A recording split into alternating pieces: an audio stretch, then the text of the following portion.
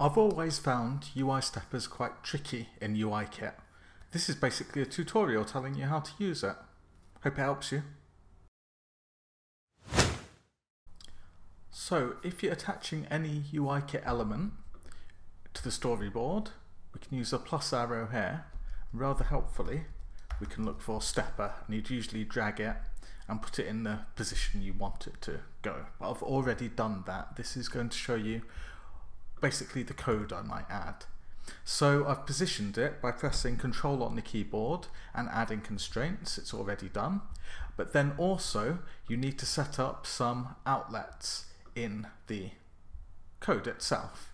So you saw I went to the assistant editor and I could get rid of that breakpoint, but by pressing Control and going to the background, you can then choose to set up an outlet. And here I've already set up my outlet. So all I've done is set up an action which prints the result to the screen. And I've set up constraints to put my control in the bottom right hand corner. And here we have all of the options. Move myself out of the way. All of the options for the stepper.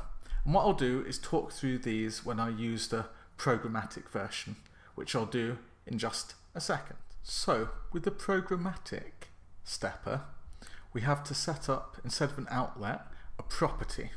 So the property for the stepper is within the main class, and then I'm calling setup components and setup constraints within viewDidLoad.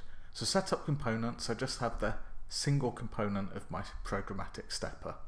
I add it to the subview, and I want to put it right in the middle of the view. And I'll do that by telling auto layout, I'll take care of it. And then it relates to these constraints. So I'm just saying I'll go in the middle of the parent view, which happens to be the main view. So it'll be right in the middle. Then I say when the value of the stepper is changed, I want to use this function. And it needs to be an Objective-C function, and here it is, and I just print out the value. So this selector says I'm going to use this as the action, and it's Objective-C type, and that's what addTarget requires, and I'm going to use the value changed of the stepper.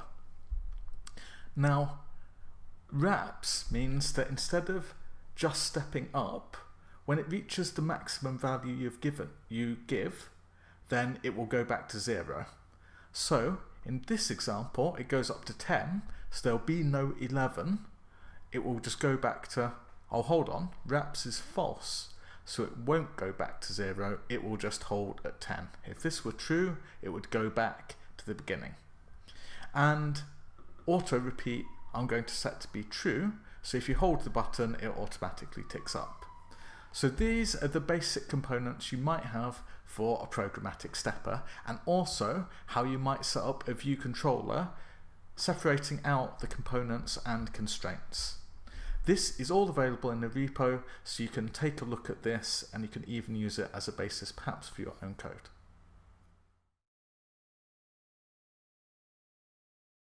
Hey, hope that video has been of some use to you. Almost tempted to say like and subscribe, but you didn't watch to the end anyway, did you? If you did, then do what you like.